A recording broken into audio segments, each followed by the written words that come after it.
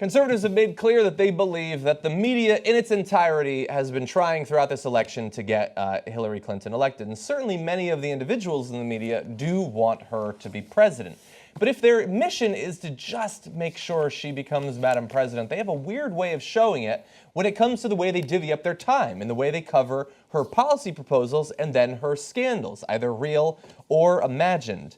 Take a look at this chart. It's going to show throughout this year a comparison of the time that was spent covering your email coverage in the blue, and that little like magenta, that is every single policy she has ever proposed or made clear where she stands on or talked about. In total, the emails have been covered more than 3 times as much as every single policy Hillary Clinton has talked about in the past year. It's amazing. That's amazing. That's amazing. And by the way, that's only up until October 21st. Has there been some coverage of the emails in the past week? Yes, it turns out that there has. Yeah. Those numbers would be even more swung towards the emails. When you go to these Trump rallies, everybody comes up and says, why aren't you talking about Hillary's emails? Why aren't you talking about the email? Everybody talks about them. Why aren't they covering it? All they're talking about is Trump and his sexual assaults. Well, that's a big story too. No, it's just the emails. That's all they want to hear. Yeah. Is why we're not. So I don't normally have TV, but since I've been doing the Fusion show, I go to hotels, and so I get to watch a little bit of CNN and MSNBC. On the last trip, it was literally the only thing they talked about in a 2-hour span that I was covering. It was the FBI email stuff, and the interesting thing about the 2 hours of coverage was that it was true then, and it remains true now. We don't have any information. We have zero information about those emails, aside from the fact that she didn't send them and they weren't sent to her, and yet they still spoke for 2 hours a week before the election with no information. So why is it that the media is so focused on this? Well, there's an explanation that was provided by some writers at the Washington Post. The media's urgency to maintain drama in an election that was increasingly looking like a blowout made the return of the email storyline inevitable. A dramatic horse race in which the outcome is uncertain and continually fluctuating is perpetually novel. Additional stories about the candidates' long-standing policy positions? Not so much. And especially in regard to the FBI email stories, which again, at least with like the WikiLeaks Podesta emails, there's actual information. You can read those. Granted, she didn't send any of them. None of them were sent to her largely. But there's information about them. Some actually contain information about policy. You can learn something from that. But in the FBI case, we got nothing except for the fact that she was neither the recipient nor the sender, which is why I love Will Bunch's explanation of this from Philly.com, because I have noticed the same thing. He said, over the last few days, I've watched the best journalistic minds of my generation devolve into madness, frothing at the mouth over a story that neither they nor the voters they've successfully miseducated seem to understand.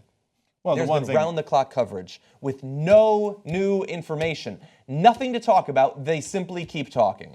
The one thing and they're in the bag. I really disagree with is the best journalistic minds of our generation. Who's that? Anderson Of Cooper? this generation, not of all generations. Okay, I don't know who he's referring to there. Okay, so there's 2 different issues here. Number 1 is the emails. So number 2 is policy. Let's do emails first. If Michael's covered a decent number of Trump rallies, talks to people. You're going to cover 1 more. What I want you to do, Michael, is ask them, okay, you're upset about the emails? What are you upset about? Because I don't think they have any idea what she did wrong with the emails. Oh, she had a private server. She had a private server. Okay, all right, and that breaks which criminal law? Right. Private server. Right? So what was in the emails? I should point out, they don't all have Southern accents.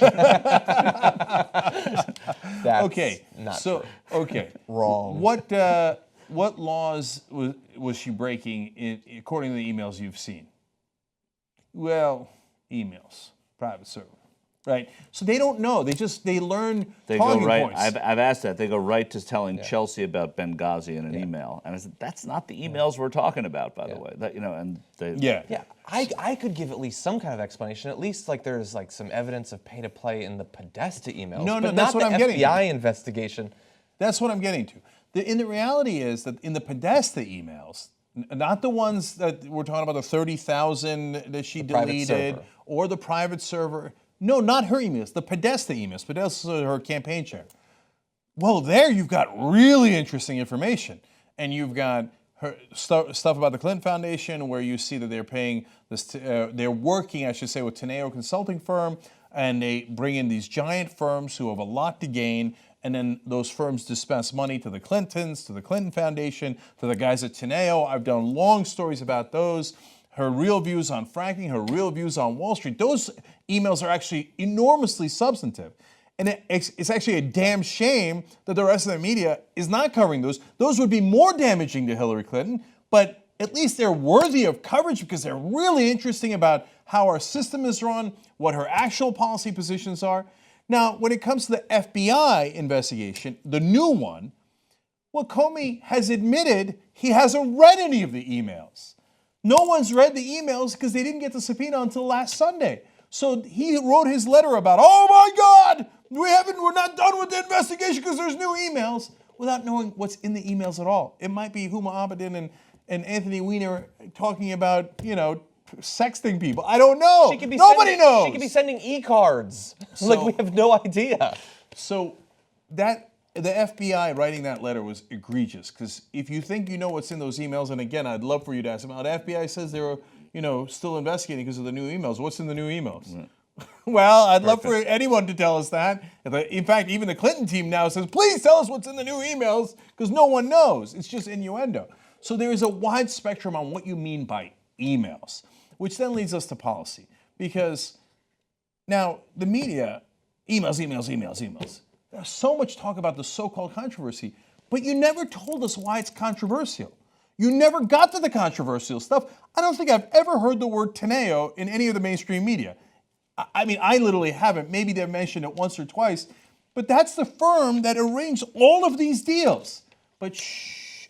And now why is that? Is it because they're covering for Hillary Clinton? No, they're devastating her on their controversy emails. What is it about? I don't know. I'm just screaming controversy, right? So that doesn't help Hillary Clinton. That hurts her a lot, right? But why won't they cover the stuff that is actually substantive?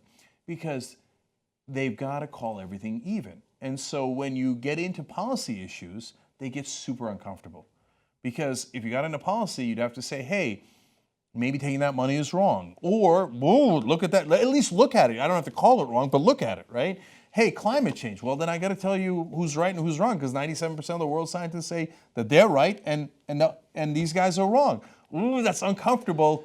I just want to say Republicans say this and Democrats say that. The minute you get into policy, they're going to get the Republicans are going to cry about bias.